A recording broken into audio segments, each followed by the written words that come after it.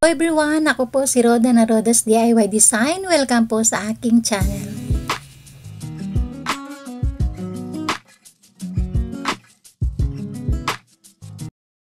Ang project ko po ngayon ay itong mga ceramic bowl na nabili ko sa Korean garage sale. Kung mapapansin po ninyo, meron po siyang Korean design at napakadumi niya. Dalawa po sila na ito transform ko.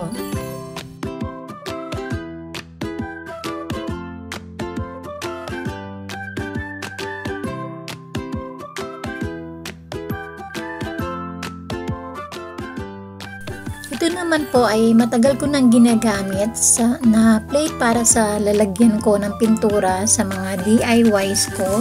Dalawa din po sila na sakto gagawin ko po silang takip para dito sa bowl.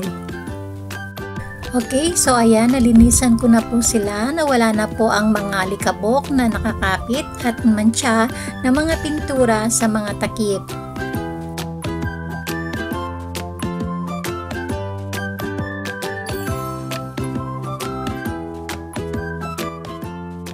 Gagamitin ko itong mud pads para kumapit ang gagamitin kong pintura.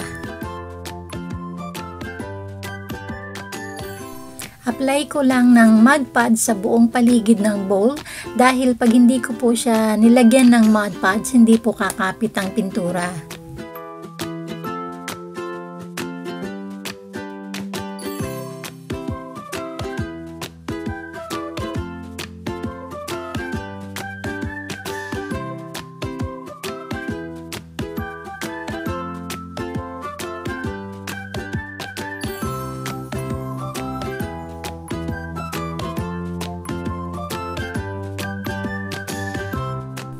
Ayan na po ang resulta ng mud pad sa bowl.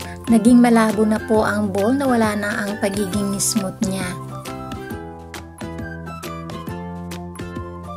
Dahil tuyo na ang mud pads at pwede nang pinturahan, gagamit ako ng plain white paint. Pipinturahan ko ang mga bowl na ito ng first at second coat.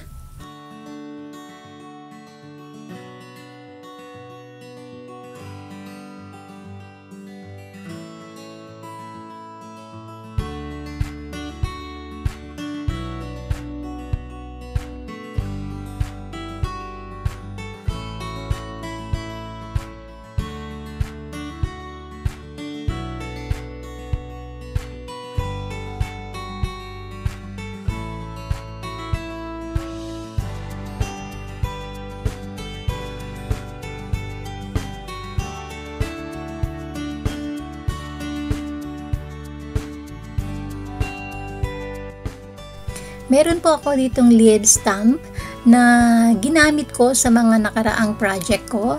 So, gagawa ko ng dahon gamit ang clay. Bago ko po i-spread ang clay, gagamit muna ako ng harina para hindi dumikit ang clay sa board.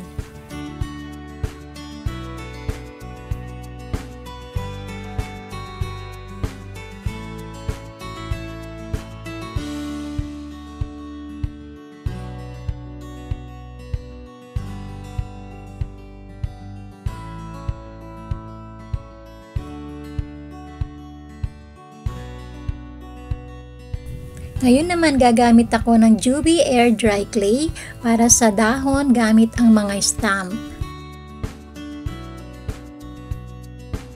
I-roll lamang siya para ma-flat at idiin ng mabuti ang stamp para makuha ang desired shape ng dahon. Para makuha ko ang tamang shape, gumamit ako ng cutter para i-cut ang sobrang clay.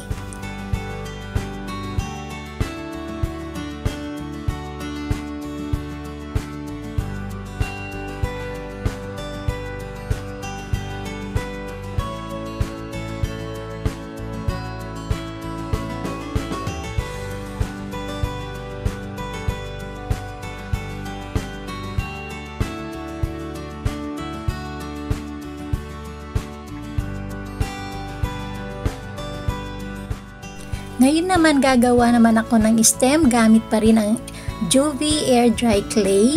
Bibilugan ko lang siya at i-mold ko ng mabuti para makagawa ako ng stem.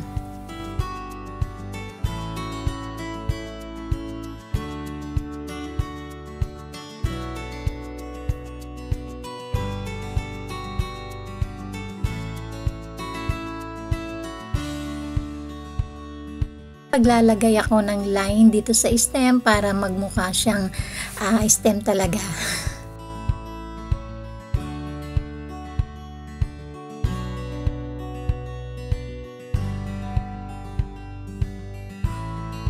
Ngayon, dahil kumpleto na po ang mga shapes, ididikit ko ang mga clay sa takip gamit ang strong wood glue.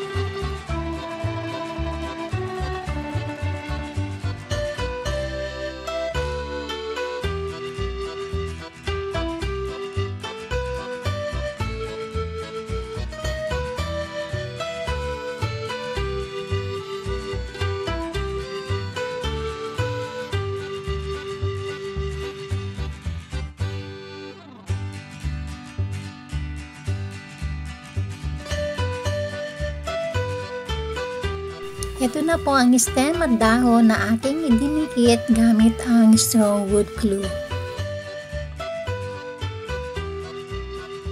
Habang malambot pa ang mga clay, pipinturahan ko sila ng white paint para mag-blend ang kulay ng pintura sa takip.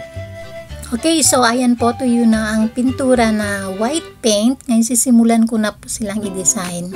Pero bago ko po pinturahan, at ngayon ay makikita natin ang mga crack ng design dahil nag-apply po ako ng mud pads kanina bago ko sila pinturahan ng white paint para makita natin ang weathered look ng bowl o yung may pagka-vintage look ang dating sa pamamagitan ng mga crack.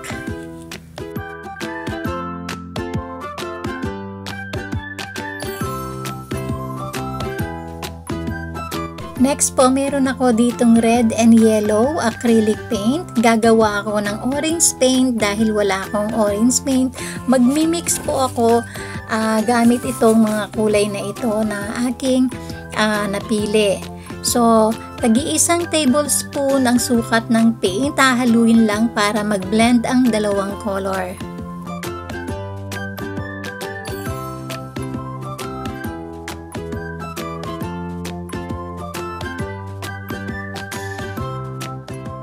Pinturahan ko na ngayon ng orange color ang buong paligid ng mga bowl ng first at second coat.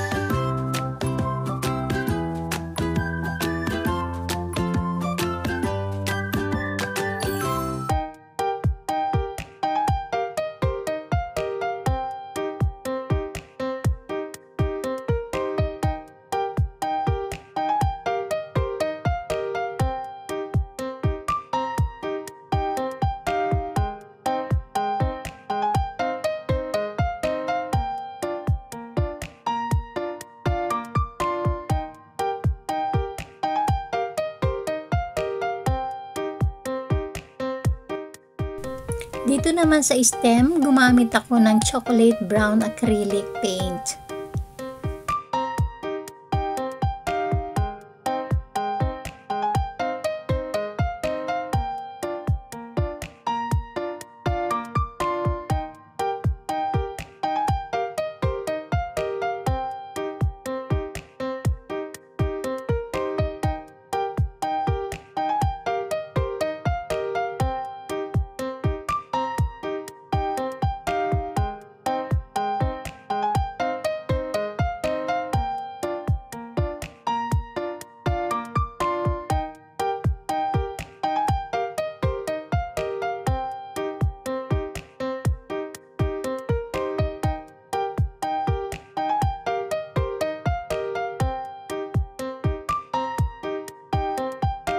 Okay, so dito naman sa dahon, nagmix din ako ng paint para magmukha siyang green.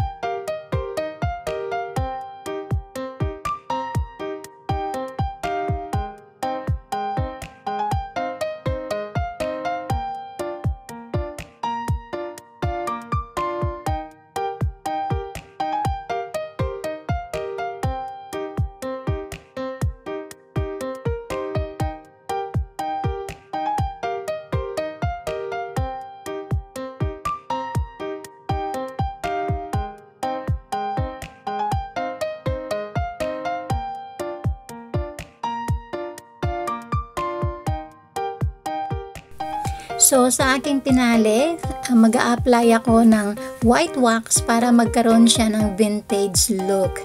So, sa pag-apply lang ng white wax, pag-apply, kailangan punasan lang po ng tissue o kaya ng basahan para po mag-blend ang white wax dito po sa ating orange color na bowl.